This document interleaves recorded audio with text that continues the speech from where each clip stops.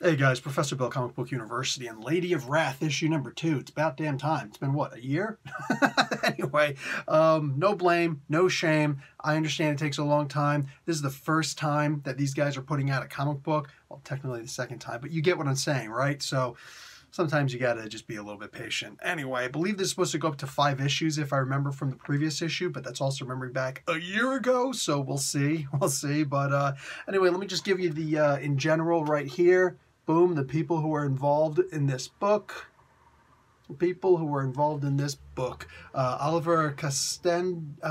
Castaneda is on art. Austin Chuck-Yin, writer and letterer.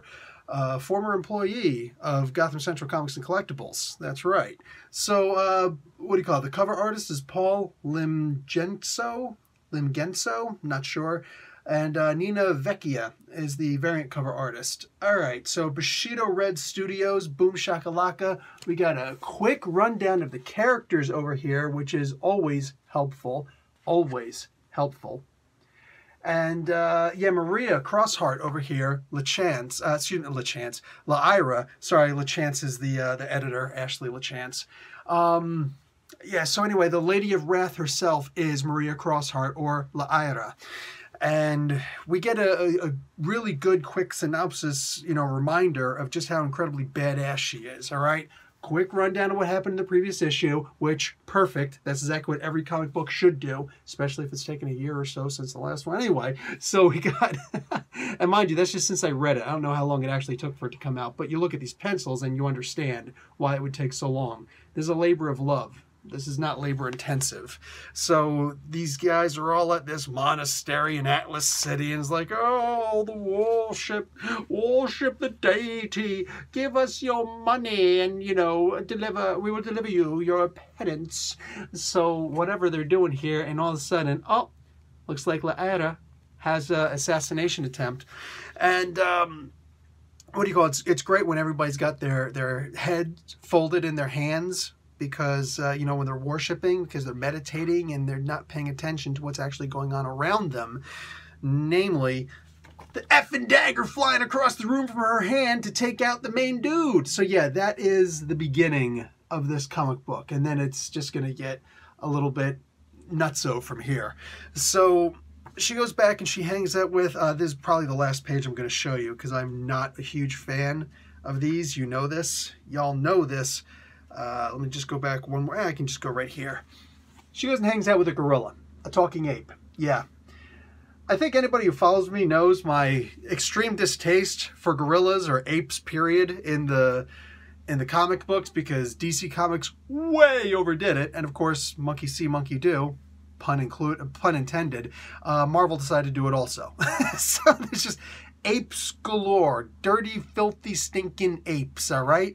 And there's just, I'm just so sick and tired of seeing freaking apes. If there's only a couple of them, fine. I can't even watch a King Kong movie without right away thinking, I don't want to see this in the comic book. And of course, they made several comic books of them. So anyway, personal taste aside, there's a stupid effing ape in the comic book. This gorilla is actually kind of cool, though. He's a friend of La'Ira. She, or he, whatever it is, makes, it deals in weapons. And she goes and returns the dagger, which I believe this is the dagger that she actually used in the assassination of this priest. Now, if that's the case, this may come back to haunt her, at least by putting her friends in danger. Now, did she intend to put him in danger? I'm not entirely sure. I don't know that, but it looks like this might actually come back to bite somebody in the butt.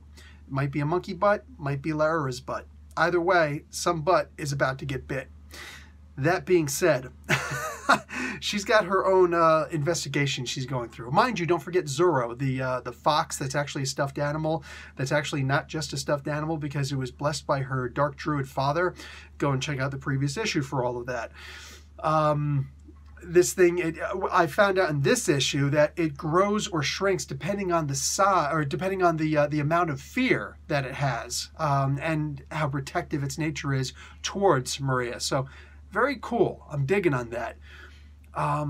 I don't want to get any further into spoilers for what, happened, because it's just pure spoilers, and I actually want you to read the comic book. And realistically, let's just, be honest. No disrespect to the writing whatsoever, because the writing is great in this. Didn't Didn't notice any glaring lettering errors or anything like that. I remember there were 3. That was like my big thing. There were 3 lettering errors in the previous book. That was back when I used to grade comic books, and I don't do that anymore because I just don't like grading comic books anymore. I'm not CDC. You know what I'm saying? I'm not a CDC, CDC, whatever. Who the hell cares? I'm not those people that do gradings of comic books, all right? I buy comic books because I like comic books. I don't need somebody's grade for the freaking comic book, and that's just facts. That includes my own. So, no grade necessary, but a high recommendation to grab this. This is, if it were possible to be better than the first issue, this is your Empire Strikes Back. This is a fantastic comic book, highly recommended. And honestly, again, when I was saying no disrespect to Austin for his writing, if there were no writing in this comic book whatsoever, I think you'd want to buy the comic book just for the art, because it's just that good. I really expect to see Oliver going on to much bigger projects at some point. Hell, who knows? Maybe Professor Bill might decide to get into the comic books, but I like colors in my comic books, so we'd have to get a colorer. And I honestly don't know how well the colors would go with his great pencils and inks, Oliver's pencils and inks in here, because like you know, there's like the original Teenage Mutant Ninja Turtles, you know? You can't imagine that in colors. You can't. And you still know who each of the individual turtles are, regardless of whether you can see the colors of their bandanas or not, which was added later, because you understood who these turtles were by their shape, by their designs. And that's the same thing here. You don't need the color recognition in here. So you can ignore that and just go straight to who these characters are. They're done that well. There are really good black and white comic books out there, but few and far between. This one here reminds you of how great those were. Anyway, guys, again, definitely recommending this comic book if you can grab it. Go to Gotham Central Comics and Collectibles. I think it's gothamcentral.ca, whatever. Go and look for it. Even if you find the Facebook group, you will find links to the Instagram, to the website, to whatever you need in order to actually order this comic book if it's not coming near you. Or if you actually are in Canada, go to any of the frickin' conventions and you can actually meet the people who made this comic book. And they're pretty cool people, just saying. All right, guys. Professor Bill, Comic Book University. Class dismissed.